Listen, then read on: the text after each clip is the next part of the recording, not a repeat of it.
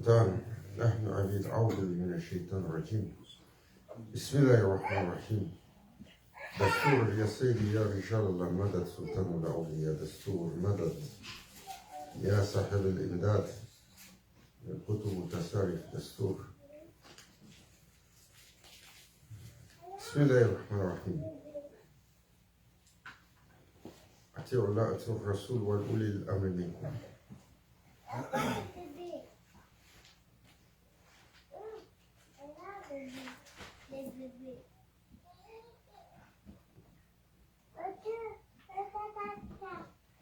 L'être humain,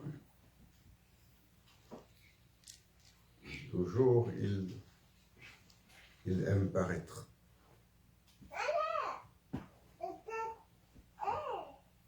Il aime paraître, et pour lui, c'est toujours difficile d'être discret.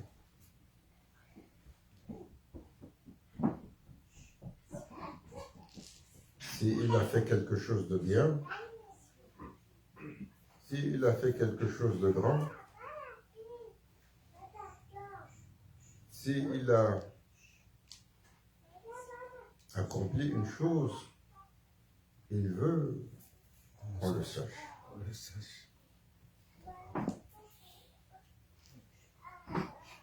Et le prophète sallallahu alayhi wa sallam a enseigné que l'humain, il doit chercher la confidence d'Allah. Il doit chercher le témoignage d'Allah. Et il doit fuir la reconnaissance des gens. Car la reconnaissance des gens,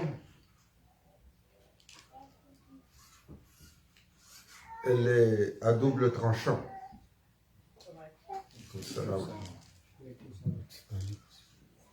La reconnaissance des gens, elle mène à l'ostentation, Ria. Alors le prophète sallallahu alayhi wa sallam, il disait, même quand tu donnes,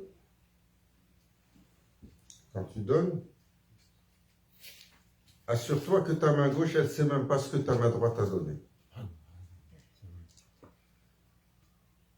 Jusqu'à quel point il demandait à ses compagnons de faire attention à la discrétion de leur œuvre. Et c'est pour ça que Allah Azza wa Jal,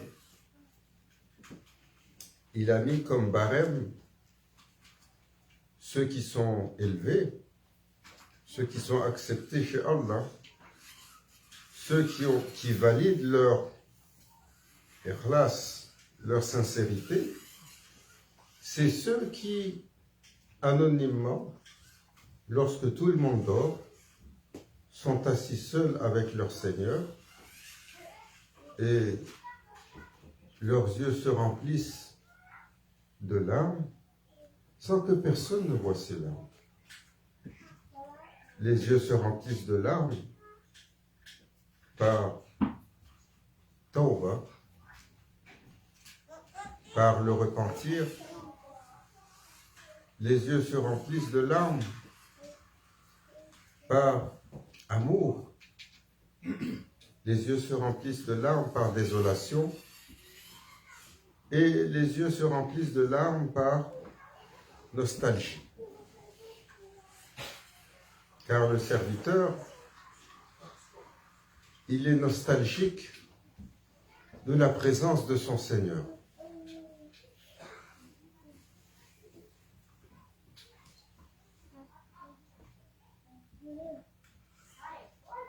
Quand le prophète sallallahu alayhi wa sallam, il décrivait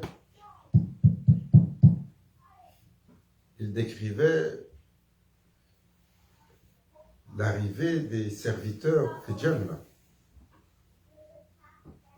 L'arrivée des serviteurs au paradis, il disait, Allah Azza wa Jal, il va mettre des portes au paradis et chaque porte, il a une caractéristique.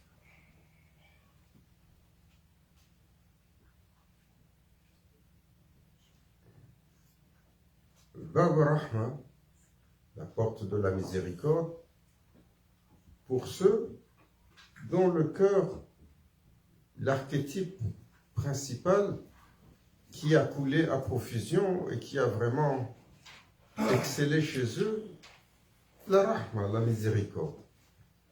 Un autre qui a été très généreux, il rentre par la porte de la générosité. Un autre qui a été vaillant et courageux, il rentre par la porte du courage. Un autre qui a été patient, il rentre par la porte de la patience. Il a dit, Allah Azzawajal, Jalla Jalaluhu, dans sa grande générosité, il va faire que toutes ces portes, elles sont pleines de serviteurs qui rentrent en grand nombre. Et le prophète, sallallahu alayhi wa sallam, il disait, il y a une porte qui va être vide. Un serviteur de temps en temps, au compte-gouttes. Et pourtant, c'est la porte la plus valeureuse. Il a dit cette porte, la porte de l'humilité.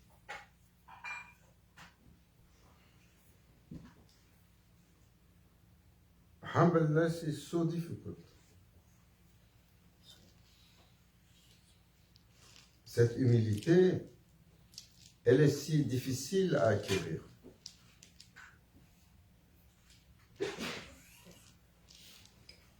L'humilité, ce n'est pas la caractéristique de la personne qui est gênée. Non. Celui qui est gêné, son début, c'est une caractéristique noble. Quand on est gêné, ça prouve qu'il y a de la décence dans le caractère.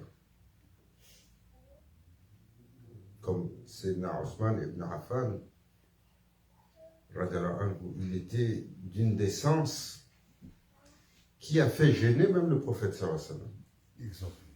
Il a dit, qui ne va pas être gêné devant lui? Mais le prophète sallallahu alayhi wa sallam, il disait, l'excès de gêne aussi est contre-productif. Parce que c'est un repli comme un repli dans une coquille. Et parce que lorsqu'on est trop gêné, ce n'est plus une manifestation de l'humilité, ça devient un repli où on ne peut plus se mettre en avant pour faire les choses minimales.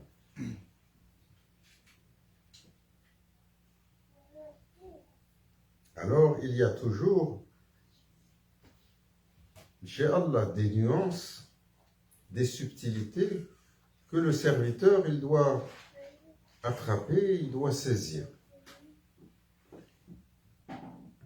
Alors, la meilleure œuvre est l'œuvre qui est entre Allah et son serviteur. Lorsque tu fais la prière surérogatoire en grand nombre,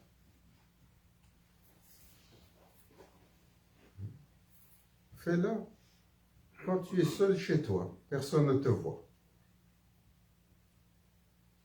Quand tu es à la mosquée ou tu es à la zaouia, c'est sûr qu'avec la présence, tu te tiens mieux, tu te disciplines mieux, il y a l'entrain de jama'a, de la foule.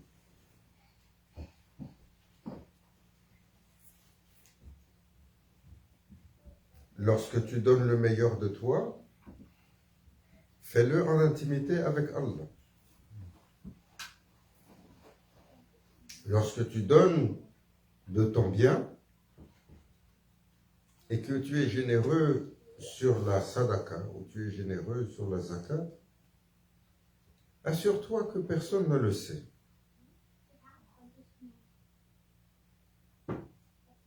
C'est ainsi le prophète sallallahu alayhi wa sallam a enseigné à ses compagnons.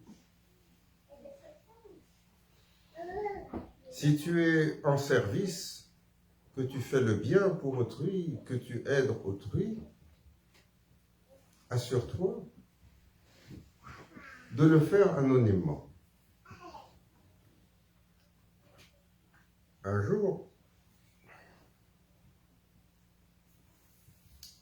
Sayyidina Omar, radiallahu anhu, vous savez, il avait toujours, Sayyidina Omar, il faisait la compétition avec les autres compagnons. Sahaba al-Kiram, toujours quand il voit un qui fait quelque chose, il observe, il regarde. Il essaye de faire mieux. Ce que le prophète sallallahu alayhi wa sallam a dit, il n'y a pas de compétition pour cette dunya. La seule compétition qui est acceptée chez Allah Azza wa Jal, c'est celle pour le ibadah, pour l'œuvre, pour Allah. Là, comme Allah Azza wa Jal, il dit dans Surat al-Mulk, الذي خلق الموت والحياة ليبلوكم أيكم أحسن عملا.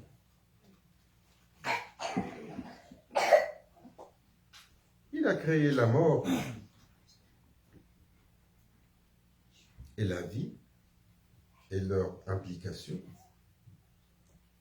comme décor d'un scénario dans lequel il a mis les humains pour voir lequel va faire meilleure œuvre. Alors, cette fameuse œuvre pour Allah, sur le chemin d'Allah, la compétition noble, la compétition saine, la compétition subtile. Pas celui qui vient et qui voit que son frère, il l'a donné, et il fait la surenchère. Dans ses yeux, devant tout le monde, pour montrer qu'il donne plus. Non. Dans toute chose, il y a une façon subtile de faire. Alors c'est normal. Il regardait toujours ce que les autres faisaient. Et, particulièrement, s'il entendait un bien sur quelqu'un, il va voir qu'est-ce que le prophète sallallahu alayhi wa sallam, dès qu'il faisait la louange d'un compagnon, pour dire celui-là est un des gens du paradis, il allait le visiter pour voir ce qu'il faisait. Mais il y a un des compagnons qu'il essayait toujours d'imiter. Et ce compagnon, c'était Sayyidina Abu Bakr as-Siddiq, toujours. Parce qu'il savait quelle était sa valeur aux yeux d'Allah.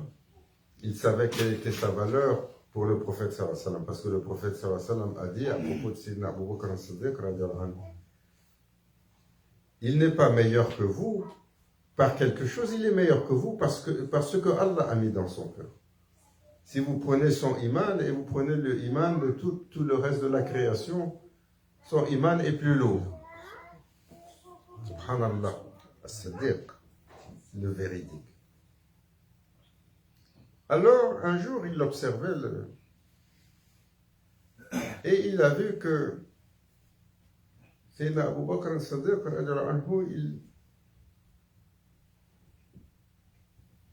il prenait le chemin, il sortait de la ville, discrètement.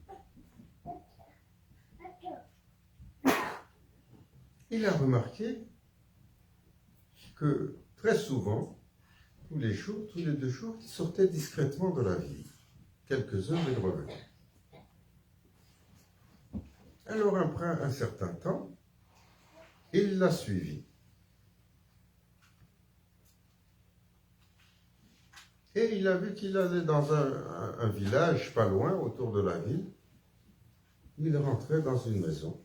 Il restait quelque temps. Après, il ressortait. Et il rentrait avec des provisions et il ressortait les mains vides.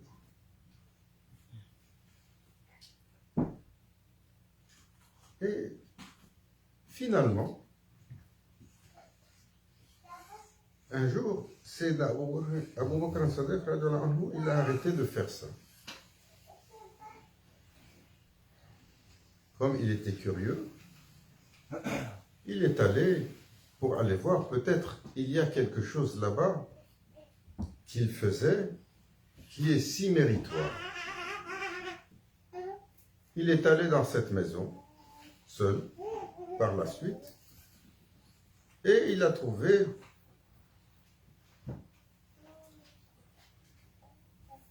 qu'il n'y avait personne.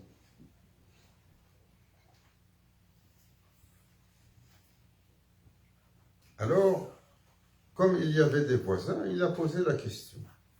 Ah, ici, il vivait une vieille femme très seule. Elle n'avait pas de famille. Elle était paralysée, elle était fatiguée en fin de vie.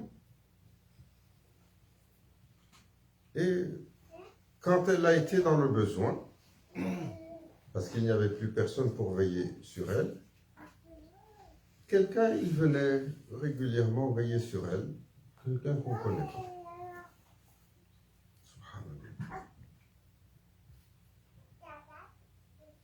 Et personne, Sayyidina Abu Bakr as-Siddiq, personne ne savait ce qu'il faisait. Il allait seul, discrètement, prenait quelques heures de son temps, allait s'occuper de cette dame qui vivait seule, qui était paralysée, qui était dans le besoin, il lui portait des condiments, il s'occupait d'elle, et après il rentrait.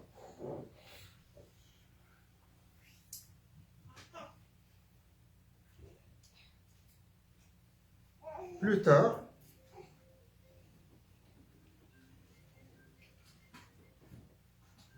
Sayyidina Omar,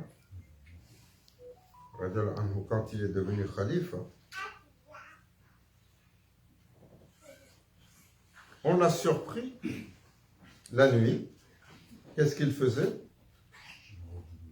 Il rôdait dans les rues, seul. Et on l'a surpris avec les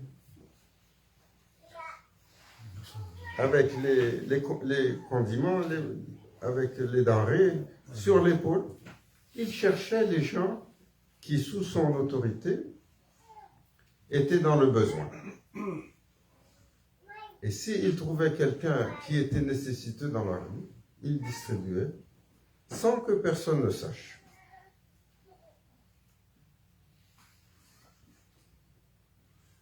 Parce qu'il disait,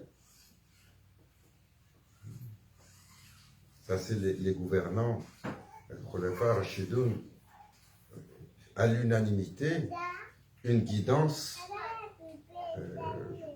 céleste. Ils ont été bien guidés, ils ont été les successeurs du prophète sallallahu alayhi wa sallam, et ils ont été tous des hommes accomplis. Et regardez la gouvernance. Et Omar il disait, le pouvoir, il ne confère pas des privilèges, il confère des obligations. Alors quand il avait été élu, Amir al-Mu'minin, il était très content. Il avait beaucoup rigolé. Il était joyeux. On lui a dit, Ya Omar, comment tu es joyeux? Il a dit, parce qu'aujourd'hui, personne ne va pouvoir me restreindre pour ce que je veux faire. Et il avait beaucoup de désir de servir et de faire les choses. Et c'est ce qu'il a fait. Et Omar, il est resté khalifa 10 ans. Il a travaillé jour et nuit. Il a servi, jusqu'à ce qu'il vienne l'assassiner. Et il était heureux. On lui a demandé pourquoi tu es heureux. Il dit parce qu'aujourd'hui, Omar, il prend d'ordre de personne. Et il va pouvoir faire ce qu'il a le désir de faire pour le plaisir de son Seigneur. Après, ils sont venus le voir et l'ont trouvé. Il est assis, il est en train de pleurer. Alors on lui a posé la question. Ya Amir al-Mu'minin, tout à l'heure tu rigolais, maintenant tu pleures à chaudes larmes, qu'est-ce qui se passe? Il a pleuré, pleuré, pleuré. Il a dit maintenant j'ai réalisé, Allah m'a fait réaliser que si il y a un chien à Basra dont le droit n'est pas rempli, le jour du jugement dernier, la responsabilité va m'incomber. Pourquoi? Parce qu'à l'époque, quand il venait de prendre le pouvoir, la limite du monde musulman, c'était Basra. Donc jusque dans cette limite lointaine de Basra, si un chien, il n'a même pas dit un serviteur d'Allah, si un chien est transgressé parce qu'il est sous le territoire que j'administre, c'est à moi qu'on va poser la question.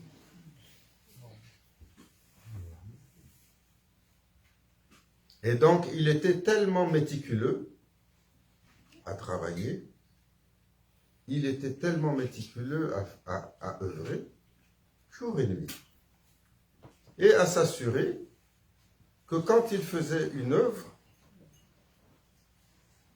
c'était pour Allah. Quand on venait le visiter chez lui, le soir, vous savez, c'était fameux. Il était dans l'obscurité.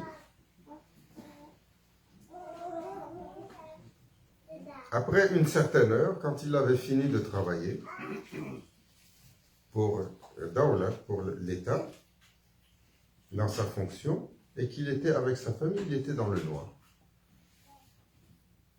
Et on lui a dit, pourquoi tu es dans le noir comme ça? Il a dit, parce qu'il n'y a pas d'huile. Il a dit tout à l'heure, il y avait de l'huile. Tu es le amir des croyants. Il a dit tout à l'heure, l'huile, ça c'est l'huile qui a été achetée pour la lampe par l'argent du contribuable. Pour le travail du amir. Quand ce travail pour le contribuable est fini et que je suis avec moi-même, je ne peux pas utiliser cette huile. Il était comme ça.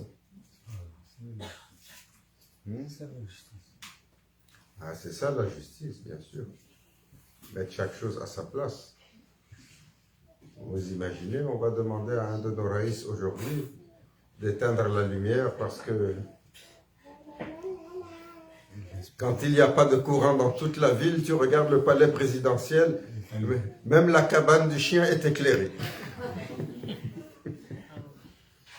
Mais les jardins, la pelouse, là où il n'y a personne, il n'y a jamais personne, tout est éclairé, ça brille. Dans la grande ville qui est noire, on dirait une nouvelle lune. Et c'est comme ça. Il y a les uns, il y a les autres. Et Sayyidina Ali, karamallahu wajha, il était également connu sous sa khilafa pour rôder la nuit avec le sac sur le dos. Un jour, regardez, même dans leur rayonnement spirituel, un jour, notre mère, Saïda Fatoumata Zahra al-Tahira, radiyallahu anha, elle est venue voir le prophète sallallahu alayhi wa sallam triste et inquiète. Et elle lui a dit, oh mon père, je crains que mon époux, mon mari, Sayyidina Ali en l'occurrence, il a un intérêt pour une autre. Et le prophète sallallahu alayhi wa sallam, il lui a dit, pour toi, ça c'est pas permis. Alors pourquoi tu dis ça? Parce qu'il connaît Sayyidina Ali. Il le connaît, il sait quel est son cœur, quelles sont ses intentions. C'est le prophète sallallahu alayhi wa sallam. Alors elle lui a dit, tous les soirs, quand la nuit avance, il s'absente. Et il revient très tard la nuit, avant l'aube.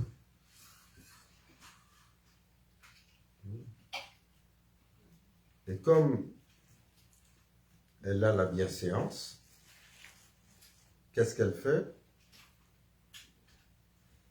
Elle ne dit rien. Elle ne s'arrête pas devant la porte pour dire où tu vas, où tu étais. Hein? Non, parce elle a le caractère accompli, elle n'a rien dit, mais ça travaillait quand même son cœur, elle est allée voir son père. Le prophète sallallahu alayhi wa sallam lui a dit, apaise-toi ma fille. C'est moi qui l'envoie. C'est moi qui l'envoie tous les soirs en mission. Et mon père, oui. Tous les soirs, par le pouvoir d'Allah, il doit s'élever et aller aux limites de la terre pour aller combattre les créatures qui essayent d'arriver sur la terre pour venir faire un dommage. Il est le bouclier qui protège cette terre. Sayyidina Ali, Asadur al-Gharib, Karamallah Washra.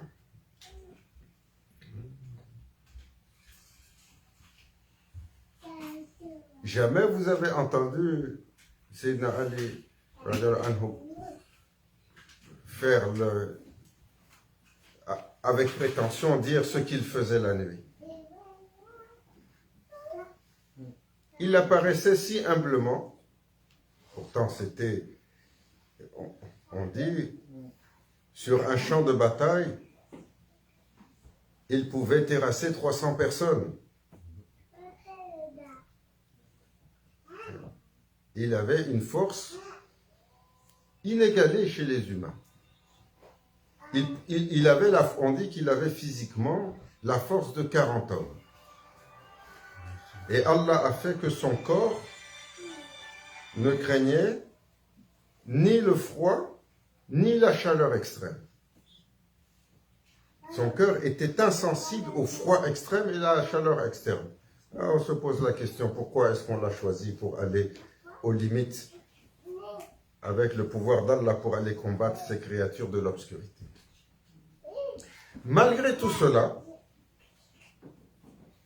et malgré, le prophète sallallahu alayhi wa sallam il a dit, il y a un lion majestueux qui trône, qui siège à la droite du trône d'Allah. Quand je l'ai vu, j'ai tremblé. Avant que Sayyidina Jibril alayhi salam, il m'apaise pour dire, c'est Sayyidina Ali.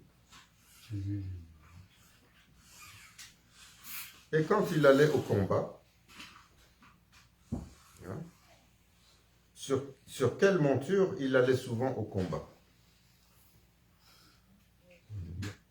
Un lion? Et il dit un lion. Qui dit mieux? Une mule. Un âne. Ce vaillant guerrier que Allah a choisi comme bouclier pour protéger la terre. Et ce bouclier est toujours celui qui protège la terre aujourd'hui. Il ne faut pas penser que leur puissance spirituelle s'arrête, parce que c'est le même Sayyidina Ali qui va donner la puissance à toute l'armée de Sayyidina al-Mahdi. Chaque soldat de Sayyidina al-Mahdi, alayhi salam, on dit il va avoir un madad qui vient de Sayyidina Ali et il va avoir comme une apparence et la radiance qu'il y a sur son visage. C'est lui qui va superviser et donner la puissance à cette armée par un pouvoir que Allah lui a conféré. Et c'est lui que Allah va garder après toutes les créatures qui va venir pour exterminer les créatures de Yajuj wa Majuj. les créatures de Gog et Magog, quand elles vont finir de manger tout ce qu'il y a sur terre, de boire tout ce qu'il y a sur terre, de tout détruire, Allah Azzawajal va lui demander, Ya Ali, mets-les tous à mort. Parce que Allah Azzawajal est en train de fermer la création. Donc toutes les créatures doivent être éteintes les unes après les autres. Et Yajuj ou Majuj, ils ont mangé tout ce qu'il y a sur terre. Eux, qui est-ce qui va les éteindre? C'est Sayyidina Ali qui vient et qui les extermine tous. Malgré cela, malgré cette grandeur qu'Allah lui a conférée, il allait au combat parce qu'il n'avait pas les moyens de plus que sur une mule. Un âne.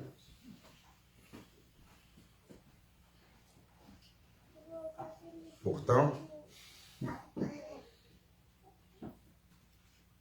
s'il y a une monture qui serait digne de lui, c'est de monter un dragon. Les dragons, il ne faut pas penser qu'ils n'ont pas existé. Ils sont dans la mythologie, à droite, à gauche, chez ceci, chez cela. C'est des créatures mythiques. Ils ont eu leur place à un moment donné. Hein? Où est-ce que vous avez vu des dragons?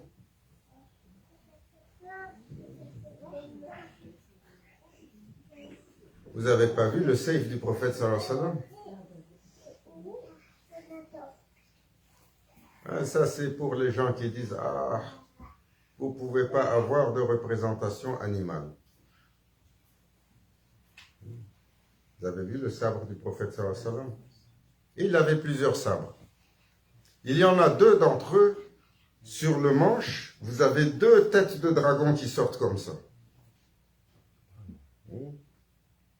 Allez voir, c'est chez les Topkapi, chez les Turcs. Osman, les Ottomans, ils ont gardé un héritage colossal. Et quand vous allez à Topkapi, il y a toute une section des reliques du prophète sallallahu alayhi wa sallam. Vous avez les sabres du prophète sallallahu alayhi wa sallam, le sabre de Sayyidina Omar. Vous en avez beaucoup. Le sabre de Sayyidina Omar, il est presque aussi grand que moi. Comment un homme, juste tu regardes le sabre, tu sais qu'il est presque aussi lourd que toi. Comment il a porté ça? Et vous avez beaucoup d'autres choses. Vous avez le dent du prophète sallallahu alayhi wa sallam. Vous avez le vêtement de la Kaaba. Vous avez un vêtement qui a appartenu à Sayyida Fatima Zahra. Vous avez le turban de Sayyidina Daoud alayhi salam. Vous avez la canne de Sayyidina Moussa alayhi salam. Ils ont gardé beaucoup de choses comme ça, qu'ils ont cherché, des reliques qu'ils ont préservées. Pourquoi? Parce que Allah Azzawajal, dans tous ces éléments, a mis une sacralité. Sayyidina al-Mahdi alayhi salam, quand il vient, quand il descend, il va descendre, il va apparaître d'abord à Makkah. Quand les gens vont venir le voir, il va partir, il va revenir une autre fois, ensuite il va aller à Damas. Mais avant de rassembler son armée, où est-ce qu'il doit aller? Il doit aller à Istanbul pour aller chercher le sabre du prophète sallallahu alayhi wa sallam, le turban du prophète sallallahu alayhi wa sallam, son drapeau et sa djoubba. 4 éléments qui portent qui portent une puissance majestueuse qu'il doit rassembler avant d'aller voir les gens de son assemblée qui vont l'attendre à Dimashq. Et à Dimashq, il va organiser son armée, ensuite il va se déployer, jusqu'à ce que, par la suite, Sayyidina Isa alayhi salam, il arrive.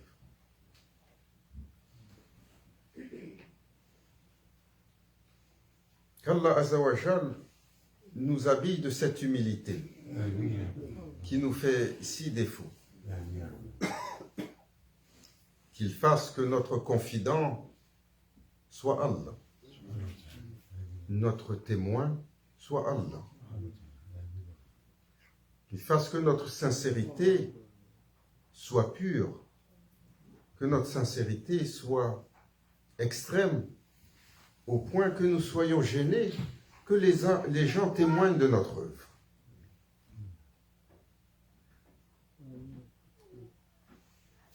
Par la gloire et l'honneur du prophète sallallahu alayhi wa sallam, il a